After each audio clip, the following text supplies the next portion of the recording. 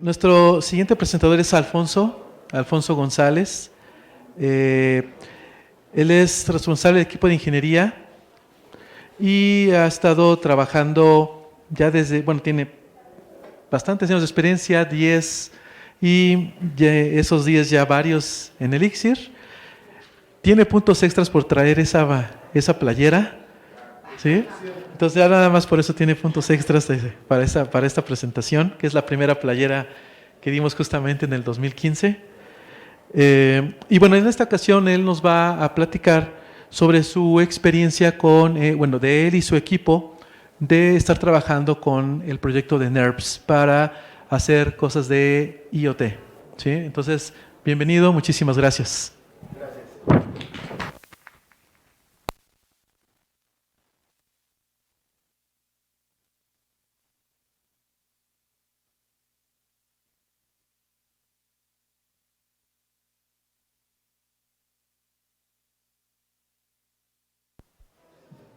Ahora sí, perfecto.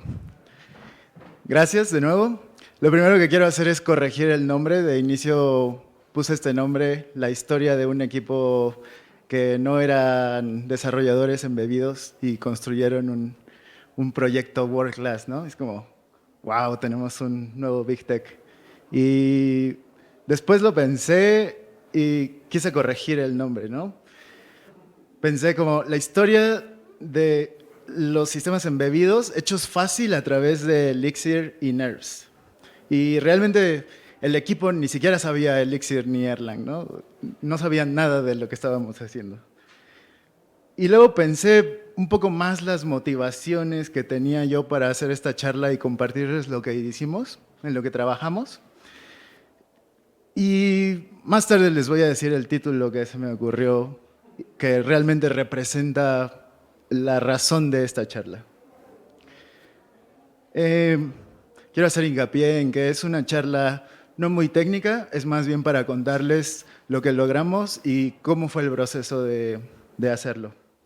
Así que les voy a hablar un poco de qué es nuestro producto, cuál era el escenario del equipo cuando empezamos con esto, cuáles fueron los pasos que seguimos, por qué NERS, por qué Elixir, y cómo fue el proceso ya hablando de NERVs.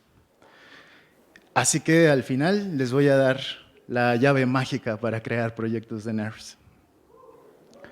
Un poco de contexto, tengo un poco más de 10 años haciendo software, sin embargo, comencé haciendo ensamblador, cosas que me parecían muy difíciles.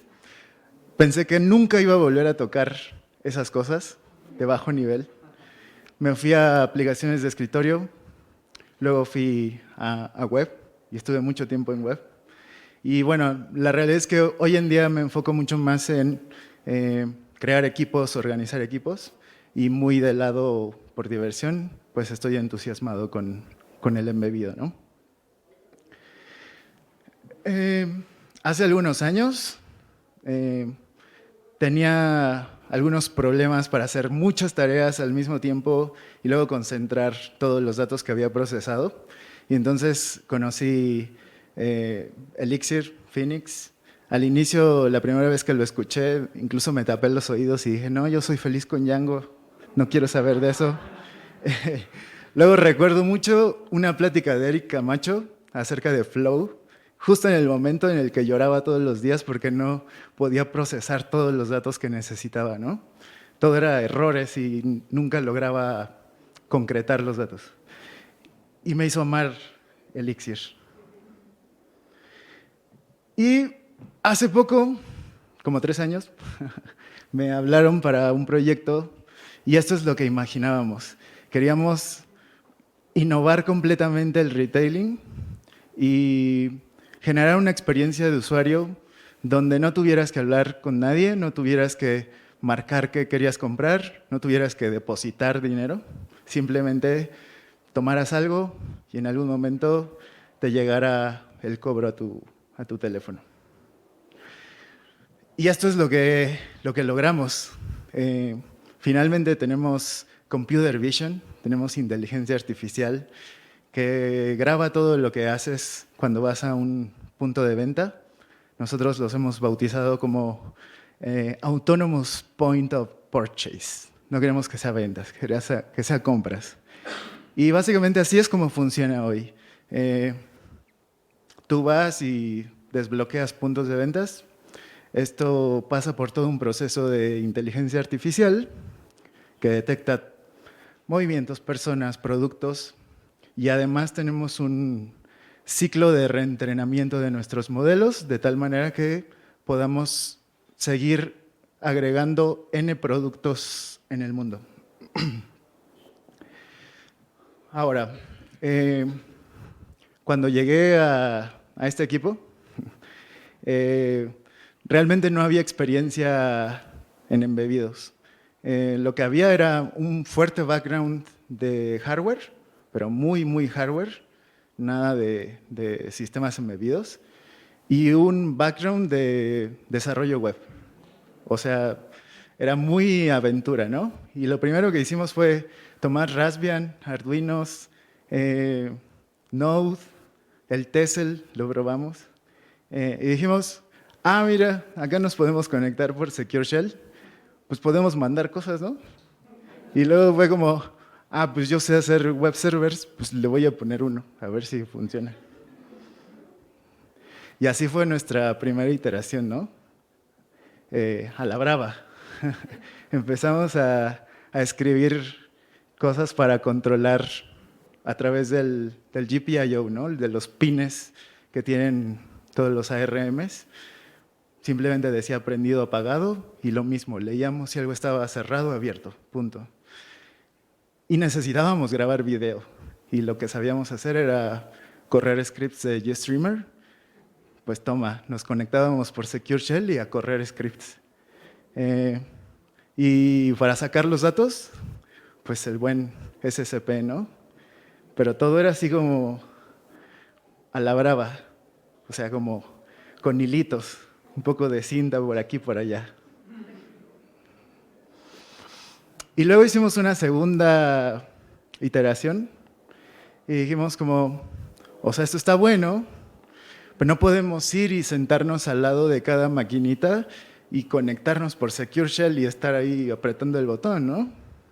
Entonces, bueno, vamos a hacer que se conecte a algún lugar, que descargue código, que actualice y pues que empiece a tirar request de data a algún server, ¿no? Pues se supone que así sirve el cliente-servidor, pues así se nos ocurrió. Pero pues no era así como muy confiable eso, ¿no? Como que era un poco débil, especialmente porque todo lo que fuera manejo de errores a nivel, o sea, bajo nivel, a nivel kernel, a nivel dispositivos periféricos, era como, no sé, mejor que reinicie, ¿no? Al fin a mí me dijeron que prende y apaga funciona. Así que luego agregamos un nuevo amigo. Metimos un poco de Rust para hacerlo un poco más resistente a las adversidades, sobre todo de cuestiones de red.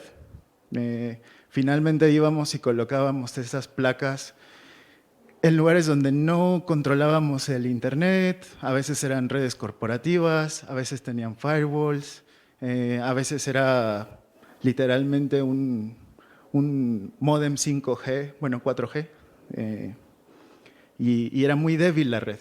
Entonces había que meter cosas como un poquito más pesadas de que pudieran manejar los errores, ¿no?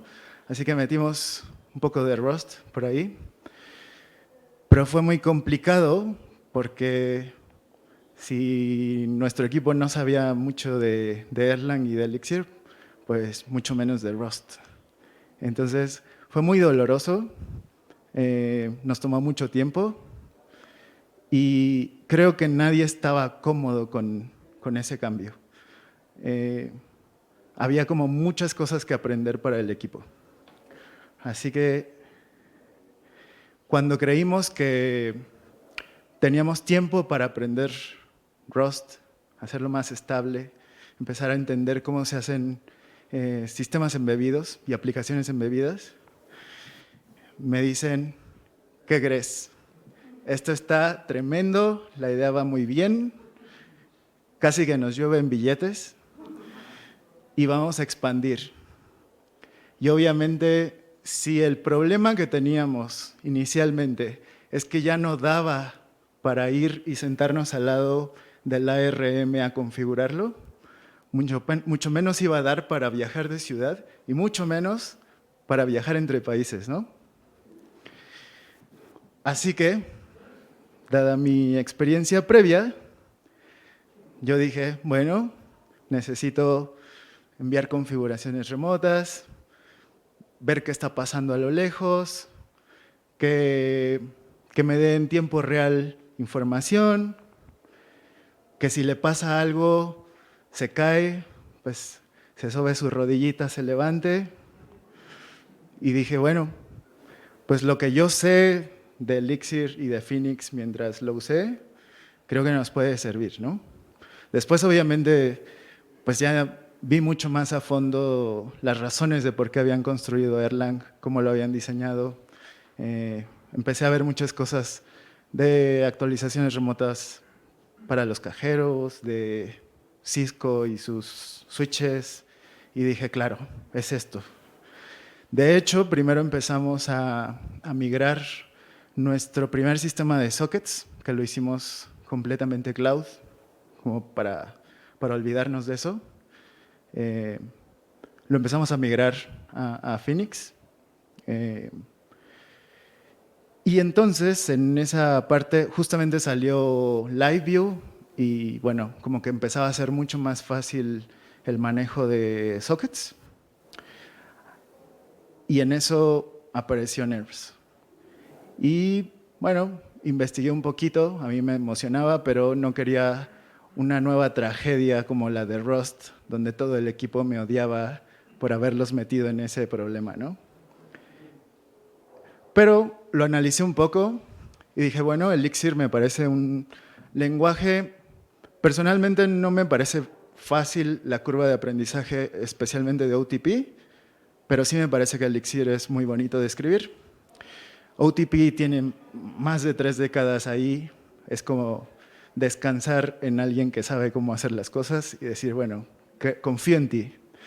Me parece que hay muchos recursos para aprender y ya muy variados, depende cómo te guste aprender, hay video, blogs, audio, libros y sobre todo la comunidad. La comunidad es como súper importante.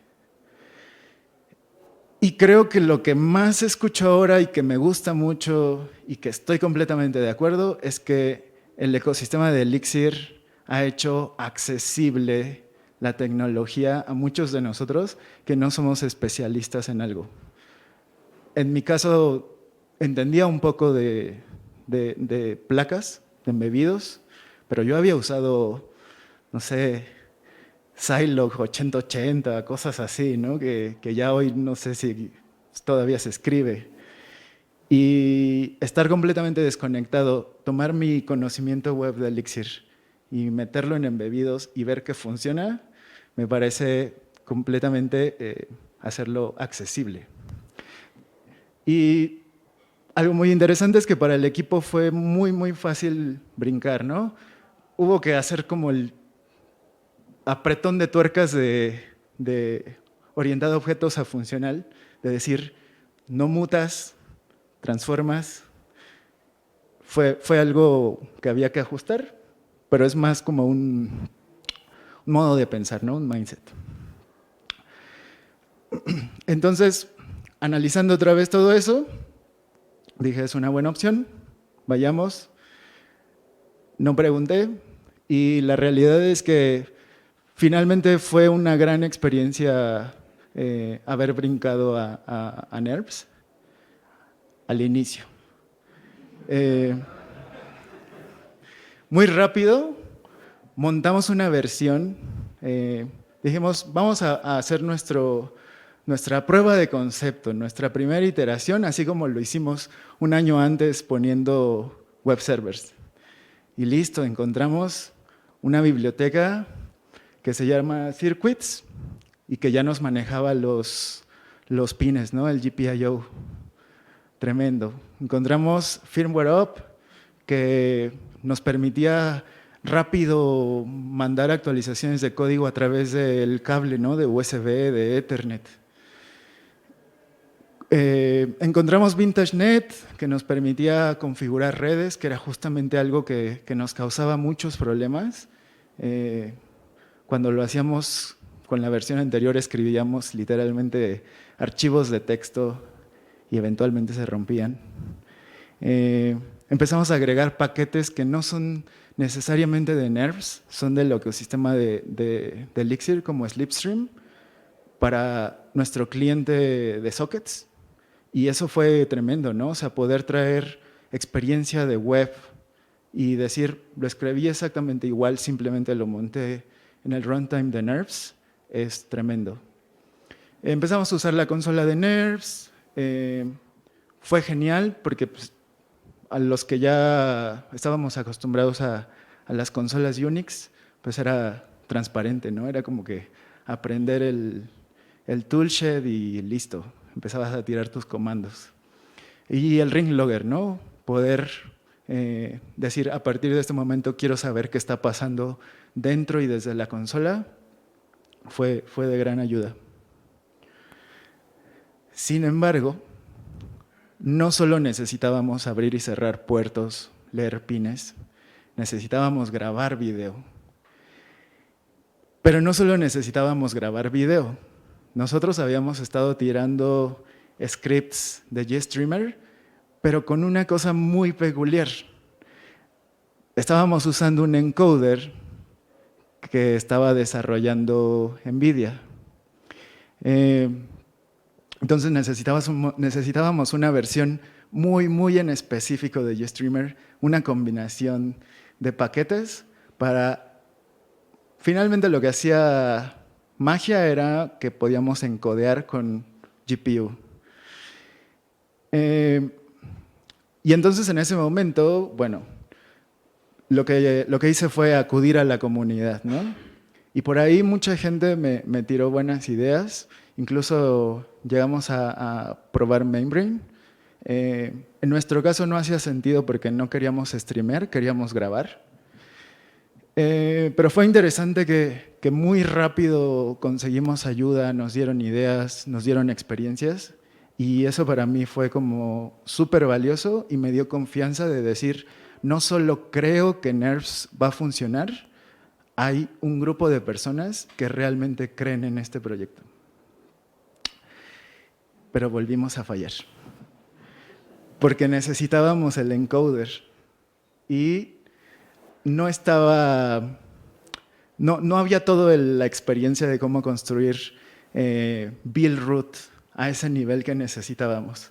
Necesitábamos una versión de GStreamer anterior, un kernel de Linux diferente, el encoder lo deprecaron, entonces tuvimos que volver a Raspbian.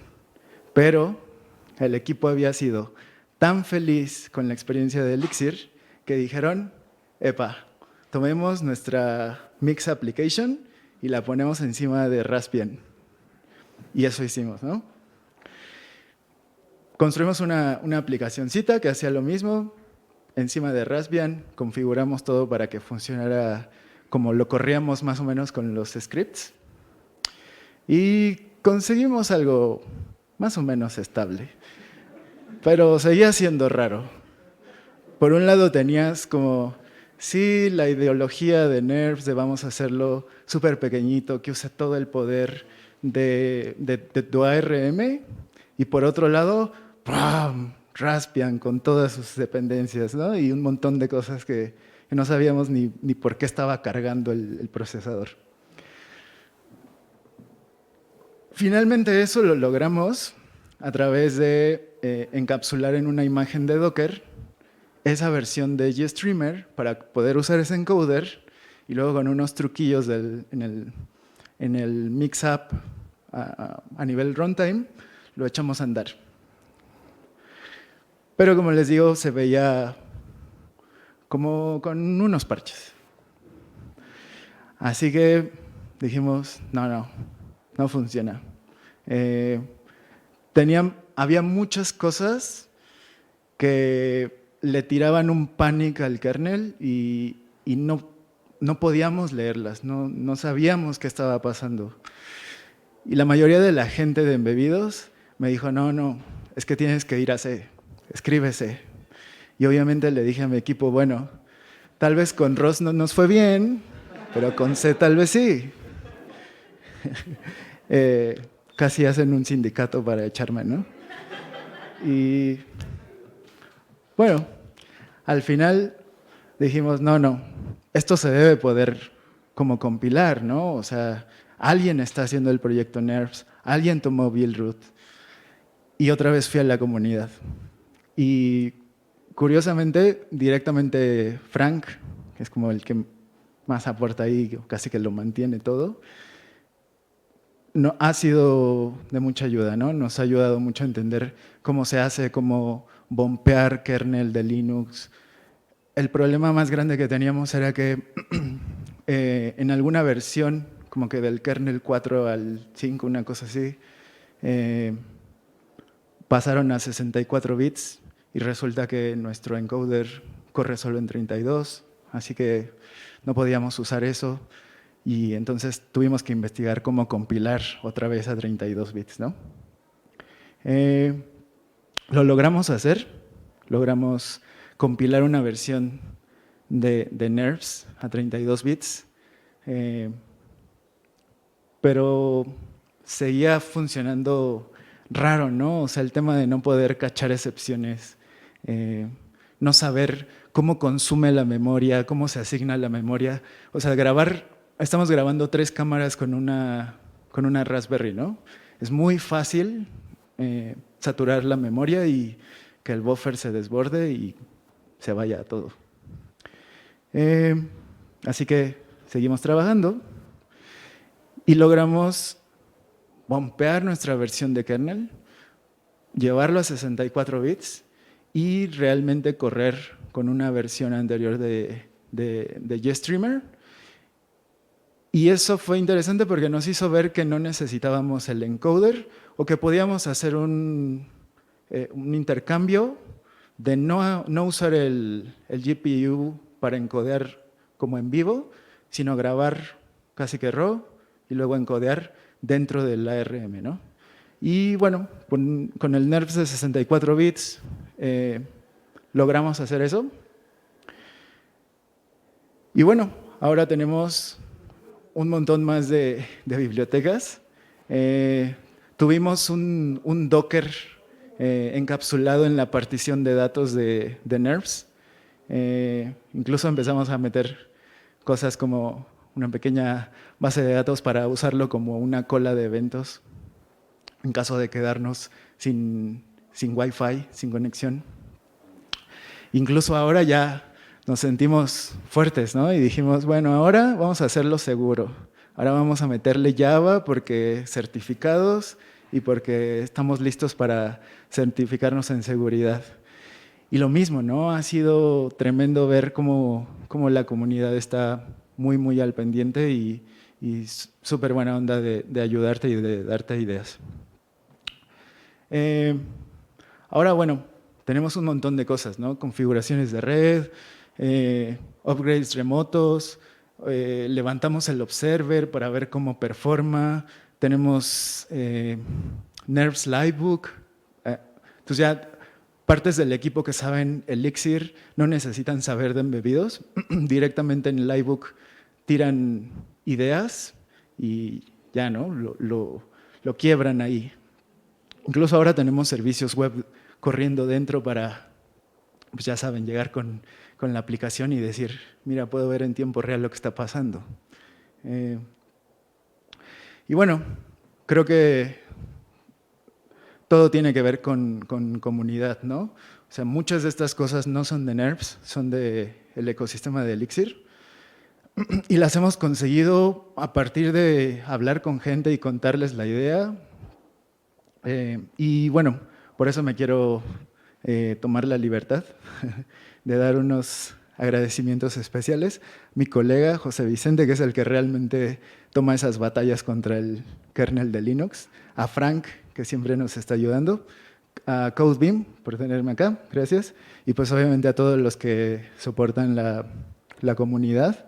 Hay muchos nombres en la comunidad de NERVS que podría decir, ¿no? No sé, John Carsten, Alec McLean, Todd, que estaba por aquí, como ha sido muy bueno. Y entonces ahora les voy a dar las claves para construir cualquier producto World Class. Y lo primero es, si se dan cuenta, siempre hay que leer las letras chiquitas. No hay claves mágicas. Pero hay muchos recursos para aprender y todo está en que entiendan cómo su equipo puede aprender mejor. Hay docs, hay Elixir School, hay videos, hay blogs, hay comunidad. Atreverse a hablar con la gente creo que es de las mejores comunidades que yo he visto. Y el más importante para mí es perdamos el miedo al hardware. Como programadores, la mayoría nos ponen hardware y es como, oh, yo no sé qué es eso. De la ALU, ¿de qué me estás hablando? Del buffer, ¿qué me estás diciendo, no? Lo mismo, Elixir ha hecho accesible para muchas cosas. Yo hoy les traigo NERVS, pero hay cosas como NX, Bumblebee, que han hecho accesible a quienes no tenemos experiencia en esas áreas. Entonces, el mensaje realmente es, vayan por ese proyecto, ese producto que tiene que ver con embebidos, que tiene que ver con IoT, porque justamente NERVS y Elixir están haciendo accesibles estos proyectos. Así que ese sería el título real que quisiera, apoyar a que no tengamos miedo al hardware. Y bueno, todo el mundo me conoce por Fonts. Está mi correo por si quieren resolver alguna duda, contactar, decirme algo que se puede mejorar. Y muchas gracias.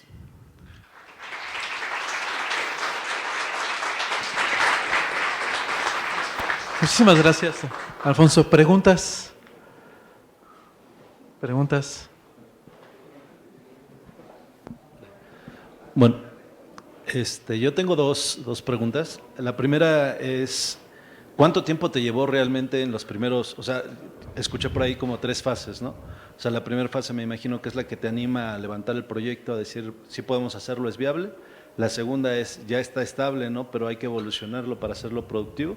Y la última es así como decir, ya tengo un producto definido y bien hecho, ¿no? Hasta cierto punto. Entonces, por cada una de esas frases, ¿cuánto tiempo te llevó? Y la otra sería más de, ¿cómo haces tu ciclo de desarrollo? En algún momento yo me metí con IoT y fue bastante complejo porque utilizábamos la red, era una red nada más de comunicación periódica de tiempo, ¿no? No tenías un wifi como tal. Y también es muy complicado dar soporte a diferentes dispositivos. Entonces, sobre esa área, ¿tienes alguna recomendación de qué tipo de hardware usar? ¿Cuáles serían las mejores prácticas para desarrollarlo? ¿Y qué has hecho con el tema de la red?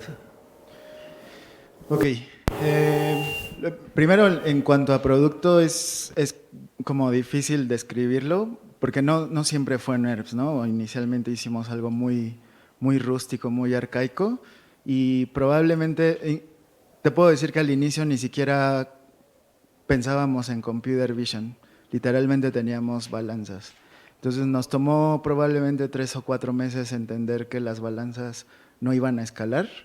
De ahí tardamos yo creo que unos 3 meses en entender cómo iba a ser lo del video. Inicialmente usábamos Kinesis y teníamos la idea en la cabeza de que hacer inferencia por computer vision era algo sencillo que se podía hacer en la nube, ¿no? Y nos tomó 3 meses entender que no es así. Y de ahí más o menos nos tomamos 1 año con NERVS en que realmente estuvo listo para el rollout, porque, bueno, como dije, la expansión era real y fuerte. O sea, inicialmente fue en el orden de miles, ahora el prospecto es millones. Entonces, No es lo mismo equivocarte con 5 dispositivos e ir por ellos y regresar, que tener 1000, ir por ellos y regresar. Entonces nos tomamos como 1 año para hacer una versión estable. Hoy tenemos ya 2 años desarrollando eso y creo que tiene que ver mucho con cuán abajo necesitas ir, ¿no? En nuestro caso necesitamos tocar ya el kernel de Buildroot y eso nos ha costado mucho trabajo. Y en cuanto a red, lo mejor que nos ha funcionado, no sé si es una buena solución. Básicamente pusimos una base de datos. Cuando se desconecta, seguimos logueando ahí todo lo que pasa. Cuando se vuelve a conectar, liberamos todo como cola y entonces sabemos que perdió conexión a 1 hora, se reconectó a otra hora.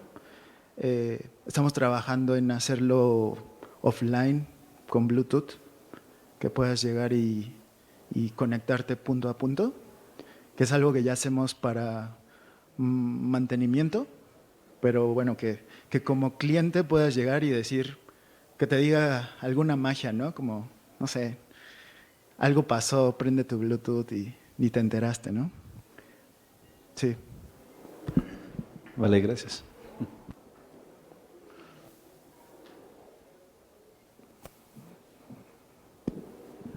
¿Más preguntas? ¿Alguien más? Ok, bueno, pues entonces muchísimas gracias, Alfonso, sí, nuevamente por estar aquí. Entonces un aplauso, por favor.